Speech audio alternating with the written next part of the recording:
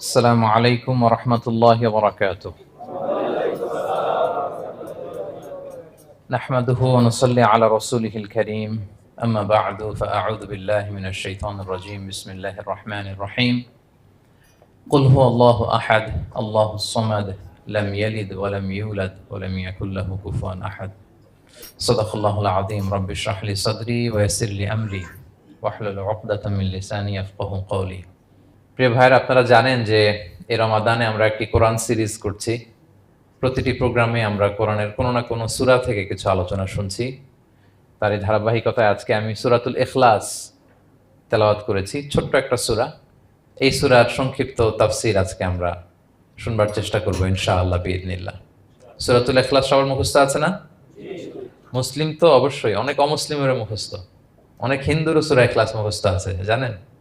অনেক হিন্দু ভাইরা একই পাড়ায় একই সাথে সমাজে থাকার কারণে তারা সূরা ফাতিহা, ইখলাস এরকম দু চারটা দোয়া কালাম সূরা এদেরও মুখস্থ থাকে। সূরাতুল ইখলাস এমন একটা সূরা যেটা অনেক অমুসলিম ভাইদেরও মুখস্থ থাকে। খুব ছোট্ট সূরা।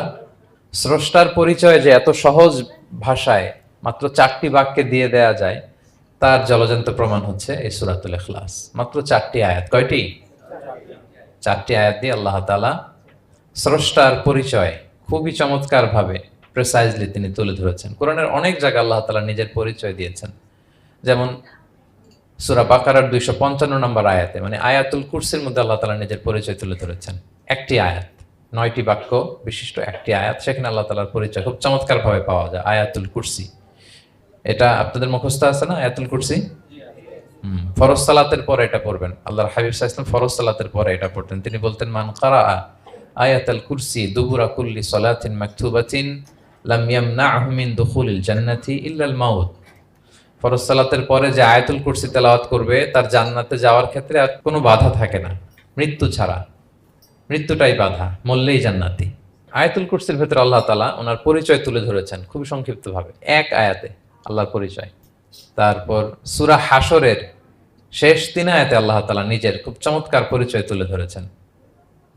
তারপরে এই সূরা ইখলাসের মধ্যে আল্লাহ তাআলা আরো সংক্ষিপ্ত পরিসরে, ভেরি প্রিসাইজলি, মাত্র ছোট্ট ছোট্ট 4টা আয়াতে নিজের পরিচয় তুলে ধরেছেন। তো কিভাবে আল্লাহ তাআলা নিজের পরিচয় আমাদের সামনে পেশ করলেন, আমরা সেটাই আজকে শুনবার চেষ্টা করবো ইনশাআল্লাহ। সূরাতুল ইখলাস, আপনারা কি জানেন এটা কোরআনের কততম পারায় অবস্থিত? 30তম পারায়। এবং এই সূরাটি মাক্কি সূরা। কি সূরা?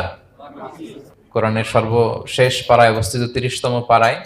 আয়াত সংখ্যা তো আমরা শুরুতেই বললাম, কয়টি? 4টি। এই সূরাটি কোরআনের যে সূরার ধারাক্রম, সে ধারাক্রম অনুসারে 112 নম্বর সূরা। কত নম্বর?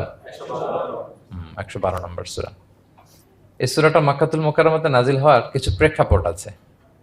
প্রেক্ষাপটগুলো হচ্ছে, আরবরা বংশকে খুব গুরুত্ব দেয়, বংশ প্রিজার্ভ করা, লিনিয়েজকে প্রিজার্ভ করা। এবং তারা মানুষকে দেখে, শুধু মানুষ তো না, মানুষের পায়ের ছাপ দেখে বলে দিতে পারতো তার বাবাকে, তার বাবাকে, পর দাদাকে, 14 পুরুষের নাম বলে দিতে পারতো।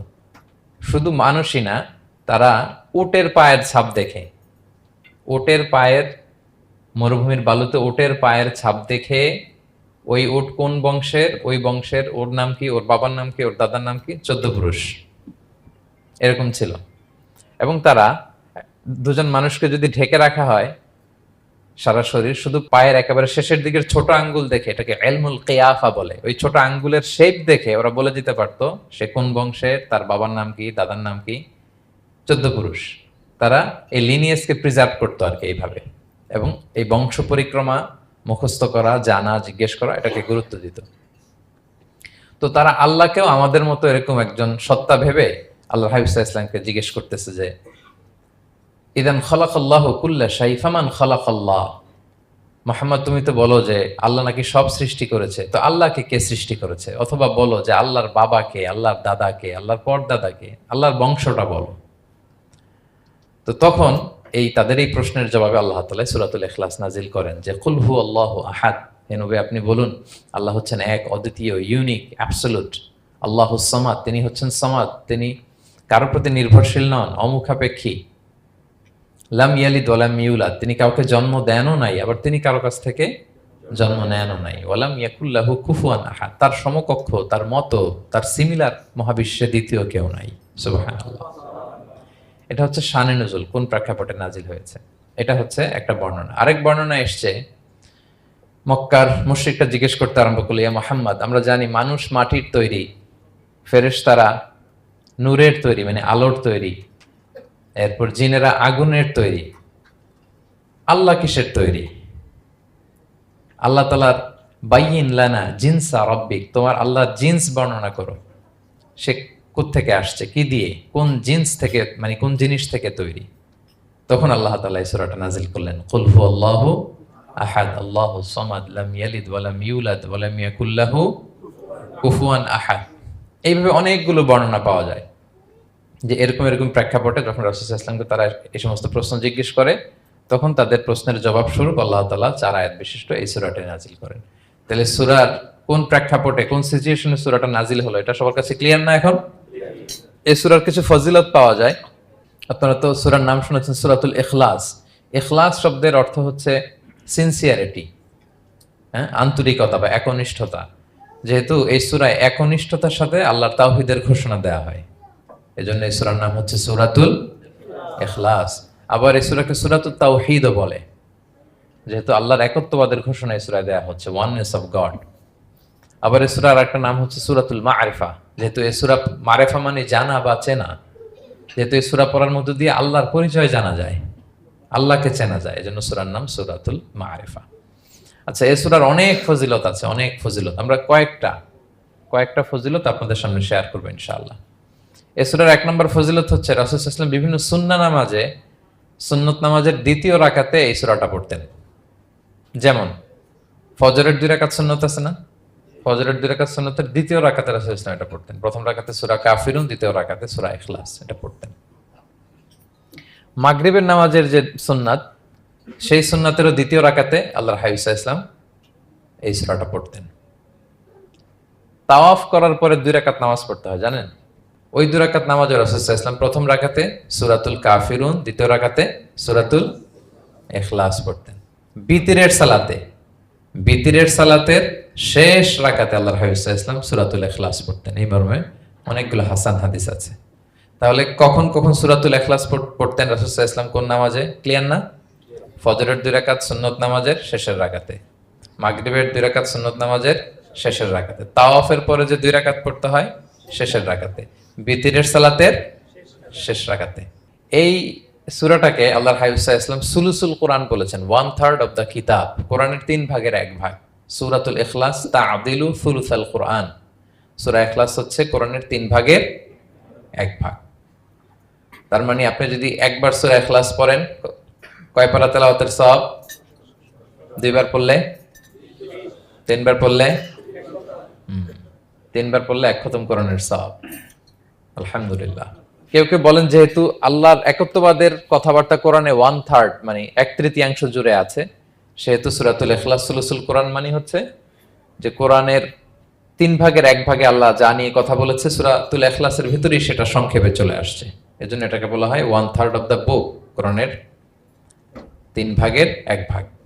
এটার আরেকটা, এই হাদিসটা মুতাওয়াতির হাদিস, সূরাতুল ইখলাস তা'দিলু সুলুসাল কোরআন, এটা এমন সংখ্যক, বেশি বেশি সংখ্যক সাহাবী প্রতিটি জেনারেশনে বর্ণনা করেছে, সাহাবী, তাবি, এই হাদিসের ব্যাপারে কোনো ডাউট তৈরি হয় না, কোনো সাসপিশন তৈরি হয় না, খুবই ভ্যালিড এই হাদিসটা, যেটা কোরআনের 3 ভাগের 1 ভাগ। আচ্ছা, আল্লাহর হাবিব সাল্লাল্লাহু আলাইহি ওয়াসাল্লাম আরেকটা হাদিসে এসেছে, এক সাহাবীকে কোবা পল্লীতে ইমাম করে পাঠিয়েছেন। মদিনা মসজিদে নববীর পাশে একটা মসজিদ আছে, মসজিদে কোবা, সেই মসজিদের ইমাম করে এক সাহাবীকে পাঠিয়েছেন। ওই সাহাবীর একটা অভ্যেস ছিল, উনি প্রত্যেক রাকাতে সূরা ফাতিহার পরেই আগে সূরা ইখলাস পড়তেন। ধরেন প্রথম রাকাতে সূরা ফাতিহার পরে ইখলাস, এরপর একটা সূরা পড়তেন। দ্বিতীয় রাকাতে সূরা ফাতিহার পরে আবার সূরা ইখলাস, এরপর একটা সূরা পড়তেন।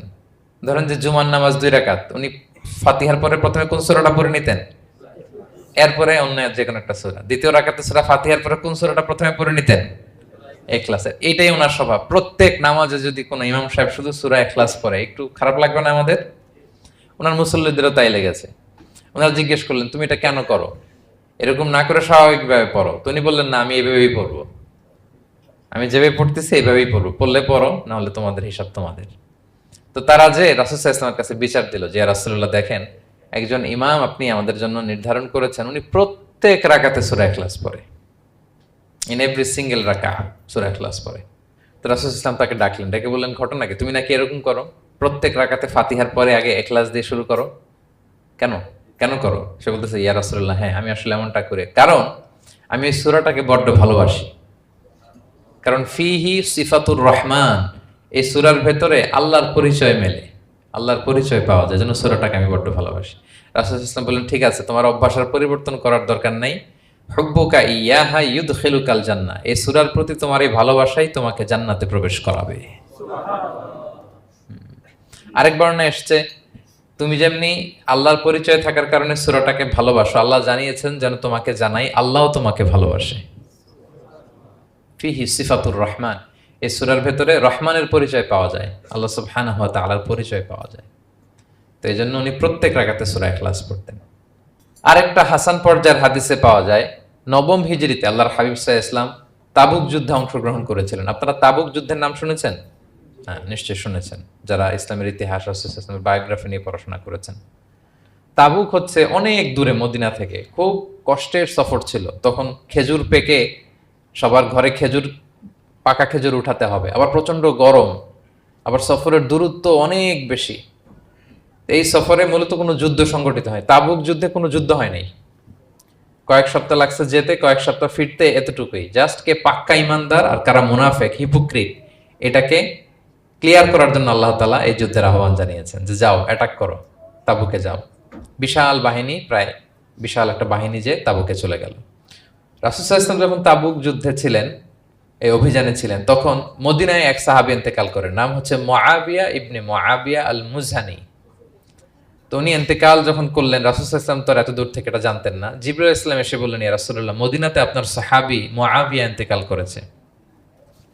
মুআবিয়া ইবনে আবি সুফিয়ান একজন সাহাবী আছে, উনি নয়, মুআবিয়া ইবনে মুআবিয়া আল মুজহানি। তখন বললেন, ইয়া রাসূলুল্লাহ, আপনি এই ৩০,০০০ সাহাবী নিয়ে এখানেই মরুভূমির মধ্যেই তার গায়েবানা জানাজা পড়েন, আমরাও আছি আপনার সাথে, আমরাও শরীক হব। রাসূল সাল্লাল্লাহু আলাইহি ওয়াসাল্লাম এত দূরে তাবুক থেকেই মুআবিয়া ইবনে মুআবিয়া আল মুজহানি রাদিয়াল্লাহু তাআলা আনহুর গায়েবানা জানাজায় শরীক হলেন। এই গায়েবানা জানাজায় সাহাবাদের সাথে ফেরেশতারাও শরীক হয়েছিলেন, দুই কাতারে, পেছনে দুই কাতার, প্রতি কাতারে ৭০,০০০ ফেরেশতা। জানাজা শেষে, দোয়া শেষে আল্লাহর হাবিব সাল্লাল্লাহু আলাইহি ওয়াসাল্লাম বললেন যে, জিবরিল, ঘটনা কি? মুআবিয়ার এত স্ট্যাটাস, এত মর্যাদা, কি কারণে তুমি দুই কাতারে ৭০,০০০ হলে ১,৪০,০০০ বিশাল ফেরেশতাদের বহন নিয়ে তুমি জানাজায় জয়েন করলে, কারণ কি? কি তার মর্তবা?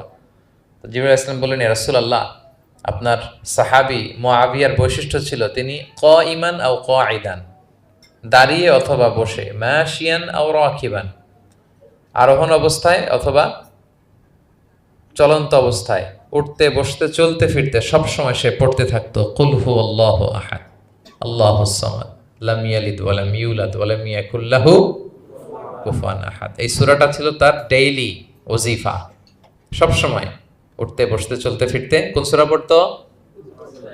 সূরা ইখলাস পড়তো। এজন্য আল্লাহ তাআলার আদেশে আমরা ১,৪০,০০০ ফেরেশতা নিয়ে তার জানাজায় শরীক হয়েছি। সুবহানাল্লাহি ওয়া বিহামদিহি। তাহলে বুঝতে পারতেছেন এই সূরার মর্তবা কতটা পছন্দনীয় সূরা আল্লাহর কাছে। যদিও ছোট, আয়াত কয়টা? কিন্তু আল্লাহর কাছে এটার ফজিলত অনেক বেশি। প্রিয় ভাইরা, শুধু এখানেই শেষ নয়, আল্লাহর হাবিব সাল্লাল্লাহু আলাইহি ওয়াসাল্লাম সকালে, সন্ধ্যায়, ফজরের পরে, মাগরিবের পরে এবং বিছানায় ঘুমোতে যাওয়ার আগে তিনি সূরাতুল ইখলাস, সূরা ফালাক, সূরা নাস পড়ে হাতের মধ্যে ফু দিতেন, দুই হাত একসাথে মিলিয়ে এরকম ফু দিয়ে মাথা থেকে বডিতে যতটুকু সম্ভব তিনি মাসে করতেন। ৩টা সূরাই শুরু হয়েছে কুল দিয়ে, এজন্য ৩ সূরাকে একসাথে বলে কুল আস-সালাসা, মানে ৩ কুল। এই ৩ কুল তিনি ফজরের পর, মাগরিবের পর আর বিছানায় ঘুমোতে যাওয়ার আগে পরে হাতে ফু দিয়ে সারা গায়ে মেসেজ করতেন। আপনারা করেন? হ্যাঁ, অভ্যাসটা, ওজিফাটা আছে তো আপনাদের, না? করবেন এটা। এটা special protection, you will get a special protection from Allah সুবহানাহু ওয়া তাআলা। অনেকে দেখবেন ব্ল্যাক ম্যাজিক করে, ব্ল্যাক ম্যাজিক কিন্তু সত্য, ম্যাজিক করে, সেহের করে আপনাকে দুর্বল করে ফেলবে। স্বয়ং আল্লাহর হাবিব সাল্লাল্লাহু আলাইহি ওয়াসাল্লামকে সেহের করা হয়েছিল। উনি কয়েক মাস স্ত্রীদের সাথে ফিজিক্যাল ইন্টিমেসিতে যেতে পারতেন না, এত দুর্বল হয়ে গেছিলেন। লাবিদ ইবনুল আসাম নামে এক ইহুদি মিত্র, সে জাদু করেছিল রাসূল সাল্লাল্লাহু আলাইহি ওয়াসাল্লামকে। ওনার মাথার চুল চিরুনির ভেতর 11টা গিট দিয়ে সেই ব্ল্যাক ম্যাজিক করেছে। নবী সাল্লাল্লাহু আলাইহি ওয়াসাল্লাম কয়েক মাস অসুস্থ ছিলেন। পরে সূরা ফালাক নাস যখন নাজিল হয় তখন আল্লাহ তাআলা বিষ্ণু সাল্লাল্লাহু আলাইহি ওয়াসাল্লামকে সুস্থ করে দিলেন। সাহাবীদেরকে নিয়ে এক কুয়ার নিচ থেকে, চিরুনি থেকে এই গিটগুলো খুলে খুলে রাসূল সাল্লাল্লাহু আলাইহি ওয়াসাল্লাম 11টা আয়াত তেলাওয়াত করলেন। রাসূল সাল্লাল্লাহু আলাইহি ওয়াসাল্লামকে সুস্থ করে দিল কে? আল্লাহ সুবহানাহু ওয়া তাআলা শিফা নসিব করলেন। তার মানে ব্ল্যাক ম্যাজিক সত্য, সিহির করে মানুষ। আপনার সফলতা, আপনার সাকসেস, এটা সবার ভাল লাগবে না, মনে রাখবেন। সবাই এটা পছন্দ করে না। আল আইনু হক, নজর কিন্তু সত্য। নজর সত্য, নজরের প্রভাব আছে, চোখের প্রভাব আছে। এজন্য কারো ভালো কিছু দেখলে মাশা আল্লাহ বলবেন, আল্লাহর দিকে ফিরিয়ে দিবেন ওটার কল্যাণ। কি বলবেন? একটা সুন্দর ফুটফুটে বাচ্চা দেখলে মাশা আল্লাহ। কারো সফলতা দেখলে, কারো ফার্মে গেলেন, বাগানে যেয়ে দেখলেন ফল মূল ভর্তি, কি বলবেন? মাশা আল্লাহ। বিসমিল্লাহ মাশা আল্লাহ বললে এটাতে আর ক্ষতি হয় না। অনেকে বলে যে বাবা মা মাশাআল্লাহ বলা লাগে না, বাবা মা আর নাকি মামা, এই তিনজন নাকি মাশাআল্লাহ না বললে কিছু, এটা ভুল কথা। বাবা মারা বলতে হয়। বাবাও তার ছেলের কোনো সাকসেস, ভালো কিছু দেখলে কি বলবে? মাশা আল্লাহ, তাবারাকাল্লাহ, অথবা বিসমিল্লাহ মাশা আল্লাহ, এটা আপনারা বলবেন। নজরের প্রভাব আছে। আপনি সিম্পলি দেখেন, এই যে আমি আপনাদের দিকে তাকিয়ে তাকিয়ে কথা বলছি, আমি যদি অনেকক্ষণ স্টেয়ারিং করি, কারো দিকে ভেবে তাকিয়ে থাকি, সে ভালো ফিল করবে? কেন? আমি কি তার মারছি, ধরছি, স্পর্শ করছি? কিছুই তো করলাম, শুধু আমি তার দিকে তাকিয়ে আছি। তার মানে এতেই সে অস্বস্তি ফিল করতেছে। ধরেন যে আপনি কোন একটা প্রোগ্রামে বসে আছেন, আপনার পাশে যে বসে, আপনি তার দিকে এরকম 10 মিনিট তাকায় আছেন, কোনো কথা ছাড়া শুধু তাকিয়েই রইলেন। তার কি ভাল লাগবে বলেন? সে কি কমফোর্টেবল ফিল করবে? সে ভয় পাবে, সে ভয় পাবে, অস্বস্তি ফিল। আপনি কিছুই করেন নাই, না তাকে টাচ করেছেন, না ধরেছেন, ছুঁয়েছেন, কিছু, শুধু তাকিয়ে আছেন। দেখেন নজরের কি প্রভাব। আল্লাহ আইনু হক, নজর সত্যি। এজন্য কারো সাকসেস দেখলে আমরা সবসময় যেন মাশাআল্লাহ বলি। মাশাআল্লাহ ঠোঁটের সাথে মিলিয়ে রাখবেন। ভালো দেখলে কি বলবেন? মাশাআল্লাহ, মাশাআল্লাহ, বিসমিল্লাহ মাশাআল্লাহ, মাশাআল্লাহ, তাবারাকাল্লাহ, এটা বলবেন। তাহলে আল্লাহর হাবিব সাল্লাল্লাহু আলাইহি ওয়াসাল্লামকেও সেহের করা হয়েছিল। এজন্য এই সেহের থেকে, ব্ল্যাক ম্যাজিক থেকে, আইন মানে জেলাসি, মানুষের নজর দিয়ে যে হিংসা করে, এই জেলাসি থেকে, মিন শাররি হাসিদিন ইযা হাসাদ, হাসাদ থেকে, মিন কুল্লি মাকরুহিন ওয়া শুরুর, এসব ক্যালামিটি, ডিজাস্টার, এগুলো থেকে পানাহ হিসেবে আপনি এই ওয়াজিফাটা করবেন। 3 কুল, কুল আস-সালাসা, 3 কুল। আমার সাথে সাথে বলেন, কয় কুল? 3 কুল। কি কি? সূরাতুল ইখলাস, সূরা ফালাক, সূরা নাস। এই 3টা পড়ে ফজরের পর, মাগরিবের পর আর ঘুমোতে যাওয়ার আগে হাত দুইটাকে একসাথে করে পরে লম্বা একটা ফু দিয়ে মাথা থেকে মাসাজ করবেন সারা গায়ে। পারা যাবে ইনশাআল্লাহ বিইذنিল্লাহ। এবং আম্মা জান আয়েশা রাদিয়াল্লাহু তাআলা আনহা বলতেন, আমি যখন কখনো অসুস্থ হয়ে যেতাম, অসুস্থ হলে রাসূল সাল্লাল্লাহু আলাইহি ওয়াসাল্লামকে যে যখন কমপ্লেইন করতে, ইয়া রাসূলুল্লাহ আমি তো অসুস্থ, রাসূল সাল্লাল্লাহু আলাইহি ওয়াসাল্লাম আমাকে এই আমলটা করতে বলতেন। মানে আয়েশা, তুমি সূরাতুল ইখলাস, সূরা ফালাক, সূরা নাস পড়ে সারা গায়ে কি করো? ফু দাও। হ্যাঁ। আলী রাদিয়াল্লাহু তাআলা আনহু বর্ণনা করেন, আল্লাহর হাবিব সাল্লাল্লাহু আলাইহি ওয়াসাল্লাম একবার নামাজ পড়তেছেন, নামাজে তিনি সিজদারত অবস্থায়, ইন দ্য মিন টাইম লাদাগাতহুল আকরা, একটা বিচ্ছু রাসূল সাল্লাল্লাহু আলাইহি ওয়াসাল্লামের আঙ্গুলে কামড় দিল। বিচ্ছু, বিচ্ছুর কামড় খাইছেন? হ্যাঁ, কেমন লাগে? খুব আরাম লাগে? হ্যাঁ, খুব যন্ত্রণা হয়, অনেক যন্ত্রণা হয়। রাসূল সাল্লাল্লাহু আলাইহি ওয়াসাল্লামকে যখন কামড় দিল নামাজের অবস্থায়, রাসূল সাল্লাল্লাহু আলাইহি ওয়াসাল্লাম খুব যন্ত্রণা পেলেন, ব্যথা পেলেন। এই বিচ্ছুটারে লানত করলেন। সাধারণত লানত করতেন না, তিনি বলতেন লানাতুল্লাহি আলাল আকরা, এই বিচ্ছুর উপর লানাত, লা ইয়াদাউ নাবিয়্যান ওয়ালা গায়রা। এই বিচ্ছু নবীও চিনে না, মানুষও চিনে না। মানে কোথায় কামড় দিতে হবে এটাও বুঝতেছে না। শুধু নবী না, সব নবীদের নবী, উনারা কামড় দিয়ে ফেলছে। তাই আল্লাহর পক্ষ থেকে পরীক্ষা ছিল, কেয়ার করা। উনি ভর্ৎসনা করলেন, লানত করে বললেন, নবীও চিনস না, মানুষও চিনস না, কামড় দিয়ে খুব কষ্ট পাচ্ছেন তিনি। তো আল্লাহ হাবিব সাল্লাল্লাহু আলাইহি ওয়াসাল্লাম বললেন, যাও গরম পানি আর লবণ নিয়ে আসো, এনে এটার মধ্যে ঢালো। তো ঢালতে আরম্ভ করলো। লবণ কিন্তু খুবই ব্যথানাশক, painkiller, natural painkiller. এটার মধ্যে সোডিয়াম ক্লোরাইড আছে। তো এটা গরম করে লবণ মিশিয়ে দিলে যে কোনো ব্যথা ট্যাথা সাথে সাথে ভালো হয়ে যায়। রাসূল ইসলাম বললেন ঢালো। ঢালতেছে, রাসূল ইসলাম পড়তেছেন কুল হুয়াল্লাহু আহাদ আল্লাহুস সামাদ লাম ইয়ালিদ ওয়া লাম ইউলাদ ওয়া লাম ইয়াকুল লাহু কুফুয়ান আহাদ বলে ফু দিচ্ছেন আর ঢালতেছে। ঢালাও শেষ, আঙ্গুলের ব্যথাও শেষ। তাহলে রাসূল সাল্লাল্লাহু আলাইহি ইসলামের একটা চিকিৎসা পদ্ধতি আপনারা জানলেন, তিব্বে নাবাবী, যে সাপ বিচ্ছু কিছু দংশন করলে ওখানে কুসুম ওয়ার্ম ওয়াটার, লবণ দিয়ে ওয়ার্ম ওয়াটার করে সেখানে ঢালতে হবে। আর কোন সূরা পড়তে হবে? কুল হুয়াল্লাহু আহাদ আল্লাহুস সামাদ লাম ইয়ালিদ ওয়া লাম ইউলাদ ওয়া লাম ইয়াকুল লাহু কুফুয়ান আহাদ, এটা পড়তে হবে। তাহলে এই সূরার ফজিলত কি জানতে পেরেছেন আপনারা? ক্লিয়ার তো না? আমি রিপিট করি কি কি ফজিলত বললাম।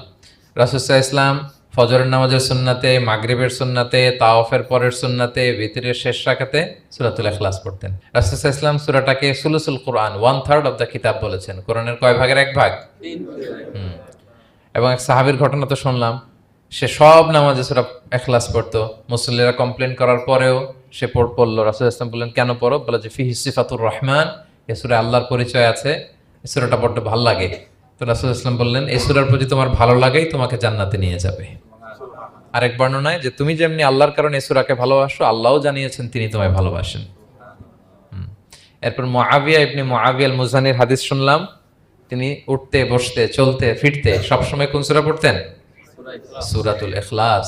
ফলে আকাশ থেকে 1,40,000 ফেরেশতা এসে দুই কাতারে 70,000 করে ওনার গায়েবানা জানাজায় অংশগ্রহণ করেছেন। এবার বলেন, এটাকে আপনারা কি ওয়াজিফা বানাবেন? হ্যাঁ, বানাবেন ডেইলি ওয়াজিফা? মেক ইট ইউর ডেইলি ওয়াজিফা। রিসাইট সূরাতুল ইখলাস every day, specially in the morning and evening.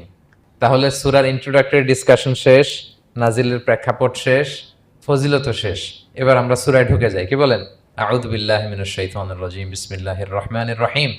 বিতাড়িত শয়তান থেকে আল্লাহর কাছে পানাহ চাই, পরম করুণাময় অসীম দয়ালু আল্লাহর নামে শুরু করছি। আল্লাহ বলছেন, কুল হুয়াল্লাহু আহাদ। হে নবী আপনি বলুন, ওই যে বারবার প্রশ্ন করে, বাইয়িন লানা জিনসা রাব্বিক, তোমার আল্লাহ কি দিয়ে তৈরি? আল্লাহ কি স্বর্ণের তৈরি, না রূপার তৈরি, না কাঠের তৈরি? এভাবেই লিটারালি বলতেছে, আহুয়া মিন যাহাব আও ফিদ্দা আও মিন খাশাব। মুহাম্মদ তোমার আল্লাহ কি স্বর্ণের, না রূপার, না কাঠের? আল্লাহ বলেন, নবী আপনি এটা বলেন। কুল, নবী আপনি বলুন, হুয়াল্লাহু আহাদ, আল্লাহ হচ্ছে এক। তোমরা যেরকম আল্লাহকে ভাবো, আল্লাহ আসলে ওই রকম নয়। আল্লাহর সত্তাটা আমাদের মতো নয়, সৃষ্টিগত সত্তার মতো নয়। আমরা এটাতে প্রায় ভুল করে ফেলি। অনেকে এমন এমন প্রশ্ন করি আল্লাহর সাথে, মনে হয় যেন আল্লাহ আমার একেবারে, আমরা নিজেরা যেরকম ওই রকম। কিন্তু স্রষ্টা যে সৃষ্টি জগতের অনেক ঊর্ধ্বে, এটা আমরা বুঝি না। তিনি সময়ের ঊর্ধ্বে, তিনি স্থানের ঊর্ধ্বে, তিনি কালের ঊর্ধ্বে, সবকিছুর ঊর্ধ্বে। যেমন আমাদের 3টা কাল আছে, হ্যাঁ, অতীত, তারপর বর্তমান, যেটাকে ধরা যায় না, প্রতি সেকেন্ডে, ন্যানো সেকেন্ডে এটা অতীত হয়ে যাচ্ছে। আর যেটা সামনে ঘটবে এটা কি? ফিউচার, ভবিষ্যৎ। তা আল্লাহরও কি এরকম অতীত, বর্তমান, ভবিষ্যৎ আছে? সময়টা আমাদের জন্য, উনি তো সময়ের স্রষ্টা, ওনার সাথে আপনি সময় সেট করতে পারবেন না, উনি সময়ের ঊর্ধ্বে। ফলে উনি এই ইবলিস যে আদেশ ভঙ্গ করা, আদম আলাইসাল্লাম এবং হাওয়া আলাইসাল্লাম পৃথিবীতে আসা, নূহ, দাউদ, হুদ, সালেহ থেকে শুরু করে এই একের পর এক নবী, শেষ নবী, বর্তমান সময়, ভবিষ্যৎ, দাজ্জাল, কিয়ামত, সব তিনি অ্যাট এ গ্ল্যান্সে দেখেন, একবারে ওনার চোখের সামনে। আমাদের মতো অতীত, বর্তমান, ভবিষ্যৎ ওনার নাই। আমরা যেমনি ভাব প্রকাশের জন্য ভাষা লাগে, এই যে আমি বাংলায় কথা বলতেছি আপনারা বুঝতেছেন, হ্যাঁ, মালাইরা যারা মালাইতে কথা বলে, ইংলিশরা ইংরেজিতে কথা, চাইনিজে কথা বলে, ভাষা, উনি ভাষার স্রষ্টা, ফলে ওনার ভাষাও লাগে না। কিন্তু উনি বোঝানোর জন্য একটা ভাষা ইউজ করে আমাদের জন্য সহজ করে দিয়েছেন। একটা ভাষায় না বললে তো আমরা বুঝবো না, ফলে উনি আরবি ভাষায় কোরআনটাকে নাজিল করেছেন যাতে আমরা বুঝি। কিন্তু উনি ভাষার মুখাপেক্ষী না, ওনাকে সময়, কাল, ভাষা কোনো কিছু দিয়ে বাধা যায় না, উনি সবকিছুর ঊর্ধ্বে, সবকিছুর ঊর্ধ্বে। এবং আল্লাহ কোথায় আছেন আমরা বলি যে আরশের উপরে আছেন, সেখানে ওই এরিয়াটা হচ্ছে লা জামান লা মাকান, ওখানে সময়, তারপর কাল, এগুলো ওখানে যায় না। আল্লাহর সাথে এই প্রশ্নগুলো একেবারেই অবান্তর। ফলে আমরা যে প্রশ্নগুলো হুট করে না বোঝার কারণে করে ফেলি, যেহেতু আমাদের খুব সীমিত জ্ঞান, ফলে আমরা সৃষ্টির সাথে স্রষ্টাকে গুলিয়ে ফেলি। কিন্তু উনি কিন্তু আমাদের মতো নন। এজন্য আল্লাহ বলেন যে আমাকে জিজ্ঞেস করে যে আমি লোহার তৈরি, না স্বর্ণের তৈরি, না রূপার তৈরি, নাকি পাথরের তৈরি বা কাঠের তৈরি, তুমি বলো, কুল হুয়াল্লাহু আহাদ। হে নবী আপনি বলুন, আমি হচ্ছি এক, একক, অদ্বিতীয়। আরবিতে এক, এক বলতে আরবিতে ওয়াহেদ শব্দ ব্যবহার করে, আহাদ ব্যবহার করা হয় না। ব্যক্তির গুণ হিসেবে কখনো আহাদ ব্যবহার করা হয় না। এটা কেবলমাত্র শুধুমাত্র একমাত্র আল্লাহ তাআলার জন্য ব্যবহার করা হয়, তিনি আহাদ। আহাদ, কারণ ওয়াহেদ শব্দের ওয়াহেদাতুন হয়, মানে পুরুষবাচক হয়, স্ত্রীবাচক হয়, কিন্তু আহাদের আর কিছু হয় না, আহাদ আহাদি। আল্লাহ শব্দটাই এরকম, আল্লাহ শব্দটাই এরকম। যেমন ঈশ্বরের ঈশ্বরী হয়, ভগবানের ভগবতী হয়, গডের গডেস হয়। আল্লাহর এরকম স্ত্রীবাচক কিছু আছে? কিছু নাই। আল্লাহ বলেন ইন্নানি আনাল্লাহু লা ইলাহা ইল্লা আনা ফা'বুদনি ওয়া আকিমিস সালাতা লিযিকরি। নিশ্চয় আমি আল্লাহ। মুসা আলাইহিস সালামকে প্রথম যে প্রত্যাদেশ রেভেলেশন দিয়েছিলেন মুকাদ্দাসে তুয়ার পাশে, তুর পাহাড়ের পাদদেশে, ওখানে প্রথম মুসা আলাইহিস সালাম আল্লাহর সাউন্ড তখন তিনি শুনেছিলেন। এবং আল্লাহর সাউন্ডটাও আমাদের সাউন্ডের মতো নয়। যেমন আমি এদিক থেকে কথা বললে আপনি এই পাশ থেকে শুনবেন, এদিক থেকে কথা বললে, এদিক থেকে আমাকে ডাক দিলে এদিকে, তার মানে আমি দিকের সাথে সম্পৃক্ত। আল্লাহর এটা এরকম না। মুসা আলাইহিস সালাম তিনি যখন আল্লাহর কথা শুনলেন, তিনি বললেন যে একটা সাউন্ড শুনলাম, এটা চারদিক থেকে শোনা যায়, চারদিক থেকে শোনা যায়। এবং তিনি ওনার প্রেগনেন্ট স্ত্রীকে নিয়ে মাদিয়ান ক্রস করে ইজিপ্টের বর্ডারে ঢুকবেন। ইন দ্য মিন টাইম আল্লাহ তাআলা ওই সময়টাকে চুজ করেছেন যে তাকে এখন নবী বানাবো, তাকে রেভেলেশন দিব। তো তিনি দেখলেন যে ইন্নী আনাস্তু নারান, আমি ওই যে লাআল্লি আতিকুম মিনহা বিকাবাসিন আও আজিদু আলান নারি হুদা, স্ত্রীকে দাসীকে বললেন যে একটু বসো, প্রচন্ড ঠান্ডা, ওই যে আগুন দেখা যায়, মনে হয় কেউ আগুন পোহাচ্ছে, আমি একটু আগুন নিয়ে আসি মশাল দিয়ে, তোমাদের আরাম লাগবে, একটু ওয়ার্ম আপ হবে। তো আগুনের কাছে যেয়ে দেখে সামনে যত যায় আগুন তত পেছায়।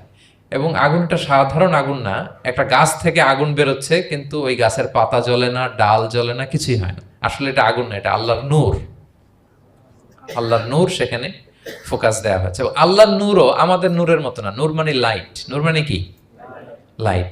সো এই যে আমরা যে লাইট দেখি, এই লাইটের মতো না। কারণ আল্লাহর এই নূরের কাবার দেয়া হচ্ছে আবার নূরের পর্দা দিয়ে। পর্দা দেয়া হয় সাধারণত আলোকে আটকানোর জন্য, কিন্তু আল্লাহর যে পর্দা, হিজাবের কথা বলা হয়েছে, ওই পর্দাটাও আলোর পর্দা। আমাদের সাথে মিলালে হবে? আমরা ঘরে পর্দা টাঙাই কি থামাতে বলেন তো? আলো থামাতে। আর আল্লাহর যে হিজাব পর্দাগুলো কিসের? আলোর, নূরের। সো কশ্চিন কালেও আপনি সৃষ্টির সাথে স্রষ্টাকে মিলাবেন না। আমরা ভুল করে অনেক সময় এরকম অবান্তর প্রশ্নগুলো করি। তো আল্লাহ তখন মুসা আলাইহিস সালামকে প্রত্যাদেশ করলেন যে ইন্নানি আনাল্লাহ লা ইলাহা ইল্লা আনা ফা'বুদনি, আমি আল্লাহ। আমি কি? আল্লাহ। এই আল্লাহ নামটা আল্লাহ নিজেই রেখেছেন। আমাদের নাম রাখে আমাদের বাবা দাদা, আল্লাহর তো বাবা দাদা কেউ নাই। আল্লাহর নাম কে রেখেছে? আল্লাহ নিজেই রেখেছেন। ফা'বুদনি, আমার ইবাদত করো, ওয়া আকিমিস সালাতা লিযিকরি। তাহলে এখানে প্রথম আয়াতেই শিরকের উপর কুঠারাঘাত করা হয়েছে, শিরকি আকীদাকে লন্ডভন্ড করে দেয়া হয়েছে এবং বোঝানো হয়েছে আল্লাহ হচ্ছেন এক, অদ্বিতীয়, একক। কারণ আমরা যত ইবাদত করি এর মধ্যে যদি শিরকের স্পর্শ থাকে, আমাদের ইবাদত ভ্যানিশ হয়ে যাবে, এটার কোনো দাম নাই। লা ইন আশরাকতা লা ইয়াহবাতান্না আমালুক ওয়া লা তাকুনান্না মিনাল খাসিরিন। আল্লাহ বলেন যদি শিরক করো তাহলে তোমার সব আমল বাতিল হয়ে যাবে, তোমার রোজা, নামাজ, হজ, যাকাত, জিকির কিছু থাকবে না।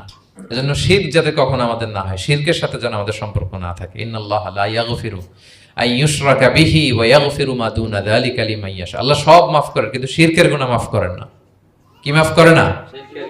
হ্যাঁ, এজন্য শিরকের সাথে আমাদের কোনো সম্পর্ক নাই। দেখেন আমরা যখন নামাজে দাঁড়াই, আমরা তাকবীরে তাহরিমা বাঁধার পরে কি পড়ি?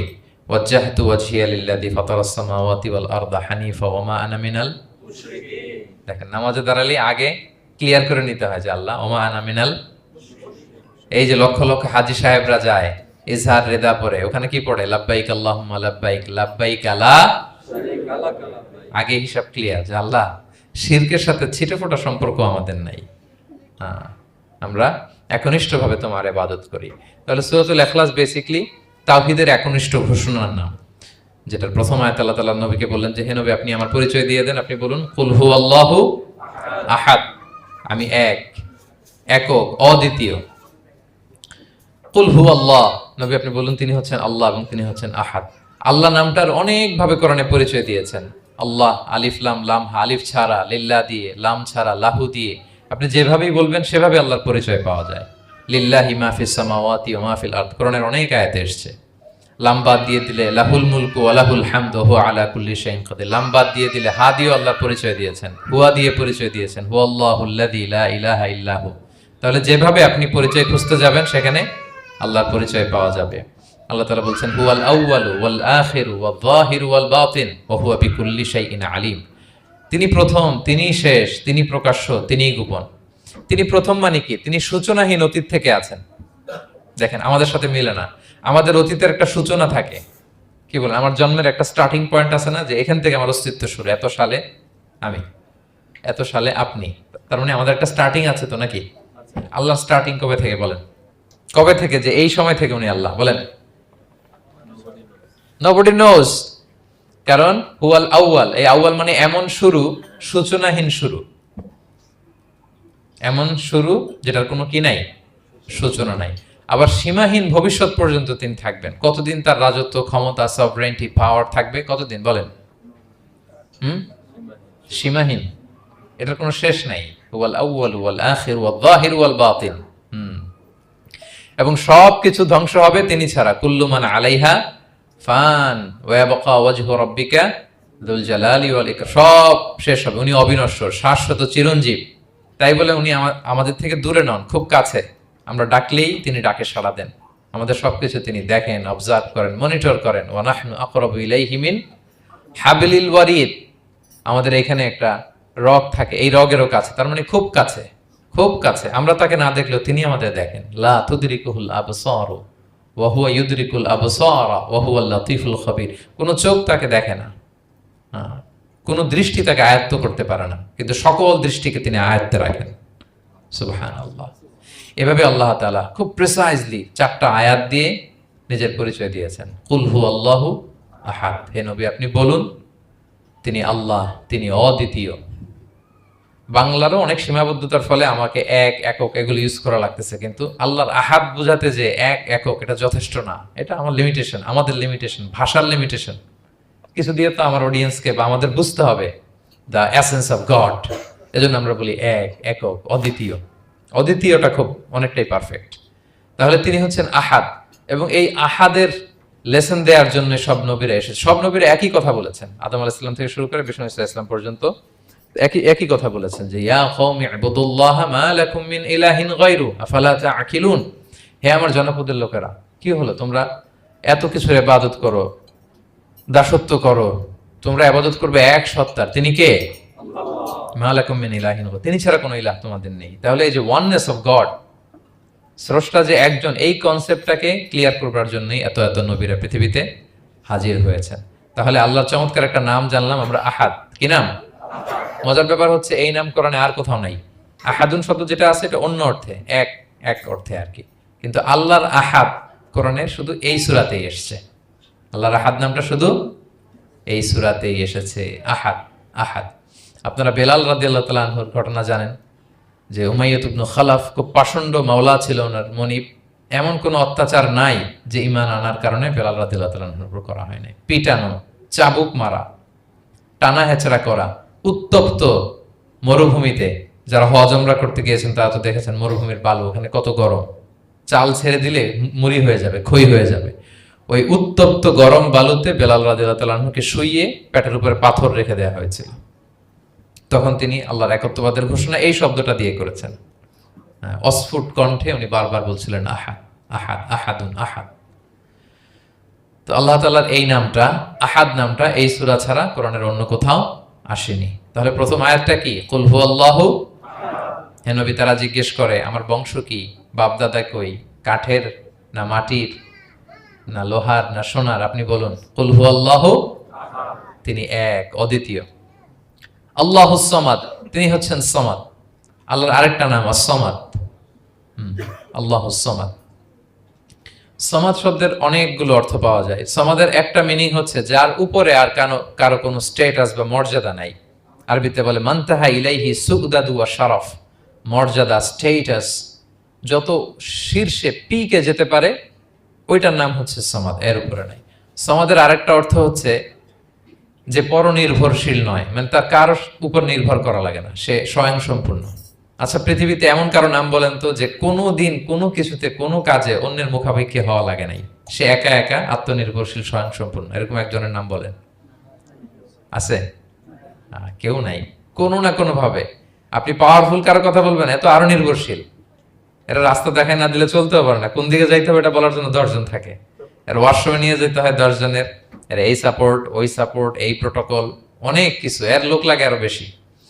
তার মানে সাহায্য ছাড়া চলতে পারে এমন কোন সত্তা পৃথিবীতে নাই। একটা সত্তা যার কারো কোনো সাহায্য লাগে না, যার কারোর প্রতি কোনো নির্ভরতা নাই, কারো কাছে ঠেকা নাই, গোটা বিশ্ব তার কাছে ঠেকা। তিনি কে? তার নাম সামাদ। তার নাম কি? আল্লাহুস সামাদ। অমুখাপেক্ষী, অ্যাবসলিউটলি ইন্ডিপেন্ডেন্ট। কখনো কোনো কাজে তার কারো কাছে যেতে হয় না, কারো উপর ভরসা করতে হয় না, কারো প্রতি তার কোনো ঠেকা নাই। সব গোটা দুনিয়া তার কাছে ঠেকা, তার কাছে ফরিয়াদ করে, তার দিকে ঝুঁকে পড়ে আসতে বাধ্য। ওই সত্তার নাম হচ্ছে সামাদ। সামাদ ক্লিয়ার সবার কাছে? আল্লাহ তাআলা বলছেন, ইয়া আইয়ুহান নাসু আনতুমুল ফুকারাউ ইলাল্লাহ ওয়াল্লাহু হুয়াল গনিয়ুল হামিদ। ওহে মানুষেরা, তোমরা হচ্ছে ফকির। ফকির বিমানা মুফতাকির ইলাল্লাহ, মানে মুখাপেক্ষী। কার দিকে? ফুকারা ইলাল্লাহ ওয়াল্লাহু হুয়াল গনিয়ুল হামিদ। কিন্তু আল্লাহ কারো প্রতি মুখাপেক্ষী নন। গানি, তিনি প্রাচুর্যশীল, হামিদ, সপ্রশংসিত। সবাই তার কাছে ফরিয়াদ করে, তিনি কারো কাছে ফরিয়াদ, সবাই তার কাছে চায়, তিনি কারো কাছে চাওয়া লাগে না, সবাই তার কাছে মুখাপেক্ষী, তিনি কারো প্রতি মুখাপেক্ষী। তার নাম সমাদ। তার নাম কি? তাহলে সমাদ ক্লিয়ার? হ্যাঁ। লাম ইয়ালিদ ওয়ালাম ইউলাদ। লাম ইয়ালিদ, তিনি কাউকে জন্ম দেননি। ওয়ালাম ইউলাদ, তিনি নিজেও জন্ম নেন নাই। সুবহানাল্লাহ। দেখেন কত সহজে পরিচয়। তিনি কাউরে জন্ম দেনও নাই, জন্ম নেনও নাই। সুবহানাল্লাহ। আমাদের ধর্ম যে কত সুন্দর, এক আল্লাহর দিকে আমাদেরকে রেফার করা হয়েছে। অন্যান্য ধর্মের দিকে দেখেন কি আজীব কথা। খ্রিস্ট ধর্মে বলে আদম আলাইহিস সালাম পাপ করছে, ওই পাপের কারণে আমরা সবাই নাকি পাপী, জন্মাইলেই নাকি পাপী। ইসলাম বলে আমরা জন্মগ্রহণ করি মাসুম অবস্থায়, নিষ্পাপ। কিন্তু খ্রিস্টানরা কি বলে? আমরা পাপ নিয়ে জন্মাই, ফলে খোদার ছেলের দুনিয়াতে আসা লাগছে, এসে সবার পাপ নিজের কাঁধে নিয়ে শুলে চড়ছে, এরপরে খোদার সাথে যে বসে আছে। এটা হচ্ছে খ্রিস্ট ধর্মের কথা। অন্যান্য অনেক ধর্মে দেখেন ল্যাংটা বাবার কাছে যে মাথা নোয়াতে হয়। এরকম অনেক ধর্ম দেখছেন যে লোকটার চুলে জট বাঁধা, দাড়িতে জট বাঁধা, একেবারে উলঙ্গ, তার কাছে যে সবাই এরকম হাত পাতে। দেখছেন? দেখেন না আপনারা? নাকি শুধু আমি একাই দেখলাম? দেখছেন সবাই? আছে, কিন্তু আমি ধর্মের নাম বলতেছি না, কোনো ধর্মকে ছোট করা যাবে না, কিন্তু এরকম আছে। তো দেখেন কি সমস্ত অদ্ভুত নিয়ম কানুন। আগুন নিয়ে ওইখানে দৌড়াইতে হয়, করতে হয়, কিন্তু আমাদের এক সত্তার কাছে আমরা চাই। কোনো ভায়া লাগে না, মিডিয়েটর লাগে না, মধ্যস্থতাকারী লাগে না। আল্লাহ বলে ডাকার সাথে সাথে তিনি ডাকে সাড়া দেন। লাম ইয়ালিদ ওয়া লাম ইয়াকুল লাহু, জন্ম দেনও নাই, জন্ম নেনও নাই। মুশরিকরা বলতো আল মালাইকাতু বানাতুল্লাহ, তারা বলতো ফেরেশতারা নাকি আল্লাহর মেয়ে। নাউজুবিল্লাহ। ওয়া ক্বালাতিল ইয়াহুদু উযাইরুন ইবনুল্লাহ, ইহুদিরা বলতো উযাইর আলাইহিস সালাম আল্লাহর ছেলে। ওয়া ক্বালাতিন নাসারা আল মাসীহ ইবনুল্লাহ, আর খ্রিস্টানরা বলে ঈসা মাসীহ, ঈসা আলাইহিস সালাম উনি নাকি আল্লাহর ছেলে। নাউজুবিল্লাহ। আল্লাহ সবগুলো ভ্রান্ত ধারণার কবর রচনা করেছেন এই আয়াত দিয়ে। লাম ইয়ালিদ ওয়া লাম ইউলাদ, না না, এগুলো ভুল। ক্লিয়ার কাট শুনে রাখো, কান খাড়া করে জেনে রাখো।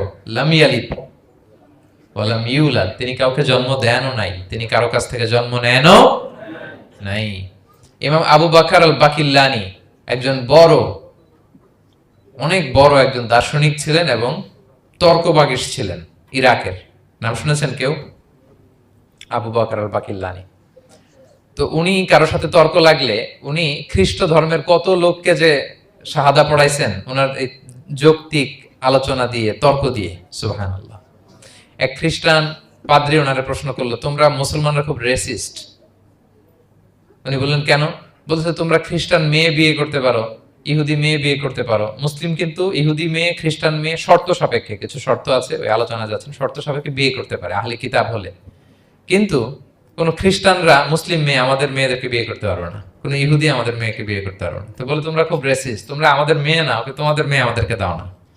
তো তিনি বলেন তোমরা তো ইহুদি, তোমাদের নবী হচ্ছে মুসা আলাইহিস সালাম, ওনাকে তো আমরা মানি, ওনার কথা তো কোরআনে আছে, এজন্য তোমাদের মেয়েকে বিয়ে করতে পারি। আর খ্রিস্টানদের নবী হচ্ছে ঈসা আলাইহিস সালাম, ওনাকেও মানি, ওনার মায়ের নামে বিশাল সূরাই আছে, সূরা মারিয়াম, আর ওনার ব্যাপারে হাজার শত শত আয়াত, তো এই জন্য তোমার খ্রিস্টানদের মেয়ে বিয়ে করতে পারি। তোমরা তো আমাদের নবী মুহাম্মদ সাল্লাল্লাহু আলাইহি ওয়াসাল্লামকে মানো না। মুহাম্মদ সাল্লাল্লাহু আলাইহি ওয়াসাল্লাম যে শেষ নবী এটা তোমরা মানো, মানার সাথে সাথে মুসলমান হয়ে যাবা, এরপর আমাদের মেয়েকেও তোমরা বিয়ে করতে পারবা। এভাবে উনি এমন ভাবে উত্তর দিতেন বা বুহিতাল্লাযী কাফার, কোনো একেবারে লাজবাব হয়ে যেত। তো ওনার নাম যখন ছড়ালো, ইরাকের মুসলিম বাদশাহ ওনাকে কনস্টান্টিনোপলে পাঠাবেন, যেখানে রোমান এম্পায়ার। তো রোমান এম্পায়ার এরাও খুব প্রস্তুতি নিয়ে আছে যে আবু বকর আল বাকিলানিকে ডিল করা অনেক কঠিন, সে আসতেছে, তার সাথে কিভাবে কি করা যায়। তো আপনারা জানেন যে খ্রিস্ট সমাজের নিয়ম হচ্ছে রাজার দরবারে ঢুকতে গেলে কুর্নিশ করে ঢোকা লাগে। কি করে? মাথা নত করে, এরকম নিচের দিকে করে রূপুর মতো করে এরপরে ঢোকা লাগে। তো এখন তারা প্ল্যান করতেছে যে আবু বকর বাকিলানি তো জীবনে আমার কুর্নিশ করবে না, এটা তো আমার জন্য অপমান হয়ে যাবে, কি করা যায় কি করা যায়। তো রাজার এক বড় উজির সে প্ল্যান করলো, একটা কাজ করেন, রাজ দরবারে তাকে যখন ঢোকানো হবে তার জন্য একটা স্পেশাল গেট বানানো হবে। দরজাটা ফুল হবে না, হাফ হবে, অর্ধেক। তো অর্ধেক দরজা দিয়ে যখন সে ঢুকবে, সে তো বাধ্য মাথা নিচু করে ঢুকতে হবে, তাহলে রুকু হয়ে গেল, কুর্নিশ আপনাদের দেওয়া হয়ে গেল। বলে এই তো চমৎকার বুদ্ধি, ঠিক আছে একটা ছোট্ট দরজা বানাও। তো বানাইছে। উনি যখন কনস্টান্টিনোপলে পৌঁছলেন, ওনাকে নিয়ে আসালো রাজদরবার, বলতেছে এটা দিয়ে ঢুকতে হবে আমাদের, সবার ঢুকেন। তো সবাই এরকম মাথা নিচু নিচু করে ঢুকছে। উনি দেখেই বুঝছে এটা তো কৌশল করছে আমার সাথে। তো উনি মাথা নিচু করছেন, কিন্তু এমনি না, উল্টা হয়ে উনি মাথাটা পিছনে দিয়ে, বুঝতে পারছেন, উনি অ্যাবাউট টার্ন হয়ে ঢুকতে তো হবে, পিঠটারে রাজার দিকে দিয়ে, নিতম্বটাকে রাজার দিকে দিয়ে, তারপরে উনি রুকু দিছে, উল্টা রুকু। তো এক হিসেবে কুর্নিশ মানে, বরং আরো রাজাকে কি হয়েছে, ইনসাল্ট করা হয়েছে। রাজা তো রেগে মেগে আগুন। সবাই, রাজা বলতেছে জানতাম ও এরকম কিছু একটা করবে। মানে এমন ভাবে উনি বুদ্ধি বের করে ওনার সাথে আর পারা যায়। কেন ওনার কথা আনলাম এই জন্য, সেখানে যেও উনি পুরো রাজ দরবারকে তাক লাগিয়ে দিলেন এইভাবে।